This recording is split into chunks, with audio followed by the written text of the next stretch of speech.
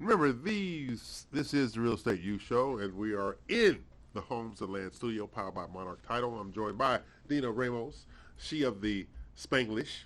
She is. Yeah, she speaks Spanglish. I do. Yeah, it's not her fault. It's not. Yeah, It's always the mother's fault. Oh yeah, and Mama Ramos not happy that she speaks Spanglish. Okay. Okay. And then I have the cute one, Chris Blackwell, and there he goes. His crown is intact. Mm-hmm. His crown is intact. And then we got that woman over there. Okay.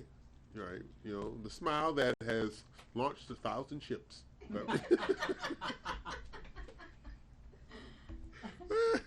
Okay, Dina.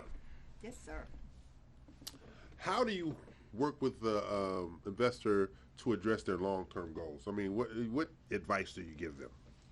Well, advice only comes after you sit down and really listen to their history of what do they know, what have they done in terms of real estate investing, if anything at all. What is a timeline they would like to stay in to make a certain amount of money, or was it just to hold properties as rentals? Some are just strictly fix and flip people. So if that's what they say, that they don't want to be landlords, adamant about that, that's fine. We will then have to find properties, and it's really a numbers game. Chris will tell you that. Right. He creates a spreadsheet for them and says, okay, look, here's the numbers, what we're looking at, an after repair value versus purchase price, and you have to be within a certain percentage to make it worthwhile. Okay. So, and one of the things it comes to mind for me, and this is for Jennifer, do you spend any time evaluating what their return on investment is, or are you just financing the deal? Well, it depends on the investors, to tell you the truth. Okay. There's some that are really, they're real seasoned, because to them it's about the numbers. They want to make sure, especially in bigger investments, they want to know what their yearly return is going to be. Okay. So the answer to that is depends. Okay. Is that an answer? Yeah, it just depends on Depends. That's if how she did that. This depends. She's Okay. salsa dancing too. Yeah, that was a little bit of that. Oh, God.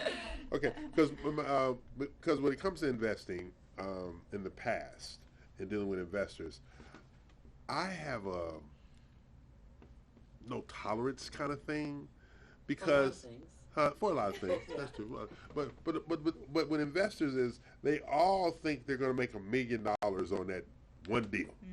And that's where my patience just kind of runs its course. Like, okay, you're an idiot. That's not happening. But you can't say that anymore. They'll sue you.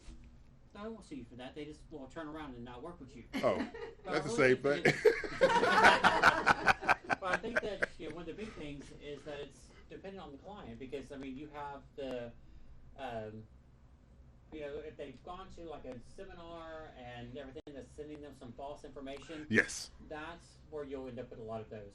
If it's really someone who's listening and wants to get educated, you can actually get them thinking about like what is that actual goal, and to go back to that, are you wanting to hold some stuff, or is it like Dina said, fix and flip it to get a little bit of quick cash, or maybe it's that there's going to kind of be a blended situation to where that client's going to do a couple flips, get some assets put in the bank, and then they want to start holding the properties going forward. Yeah, because I mean, as a former banker, I can't tell you how many times we had potential borrowers, investors, or something coming to the bank and had this huge plan. Yeah. This how much money is going to make, and so my first question always, how much money you got in the bank? That's always my first question. So nobody's going to give you all the money you need for an investment, even if it's a good investment. You have got to have some financial exposure. But some people don't hear that. So how do you get them to understand that when they're adamant about, oh, you just don't know what you're talking about because I don't need any money. Look how much money you're going to make with this deal. But to get to the deal, there needs to be money available. Correct. And I mean, I really think that it's just... I know exactly what it is, misinformation from those classes that Yes. they tell them zero money down. Oh, God, you don't yes. need to use any money. There's ways you can shaped of dollars, but you always need to have money. Right. You know, appraisals cost money. Title companies, inspections. Yeah. Earnest money. You know, people, there's professions in that industry to get you to the place that they get paid, and they're not going to do this for free. No.